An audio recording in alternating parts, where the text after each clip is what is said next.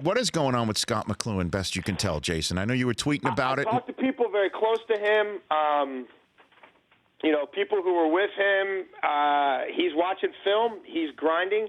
He is operating as best he can as the Redskins general manager, even though he obviously, has been kind of quarantined or isolated here.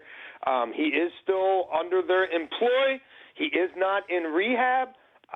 But, do I think he'll be there in May? No, I absolutely do not. And could they, could they make a move to terminate him for cause or not for cause or otherwise before the draft? That's possible as well. At this point, though, they're in damage control mode, hence the 2-year extension with Gruden.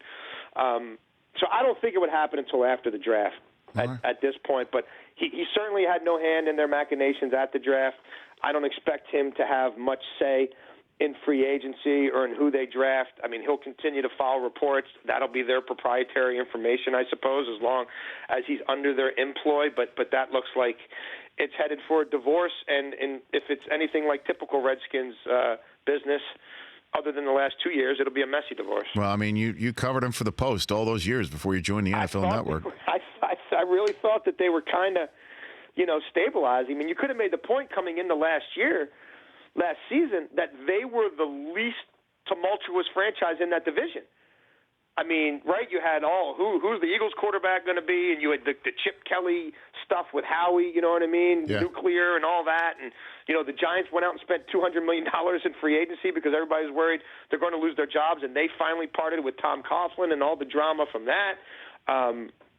And then you had the Cowboys where at that point last year, Romo's hurt again and nobody knew who Dak Prescott was. And, Jerry's kind of running around doing his thing. But obviously right now, the Skins are back in familiar terrain, unfortunately. All right, Jason, thanks for calling. We'll call you back shortly. Love having you on. Sounds good, dude. You got to say hi to Copper for me. He's right here. Give him a Hi, treat. Copper. Give him a treat. Always do. Thanks, guys. Have a good one. It's Jason LaCanfora. The Rich Eisen Show, weekdays at noon Eastern on Audience.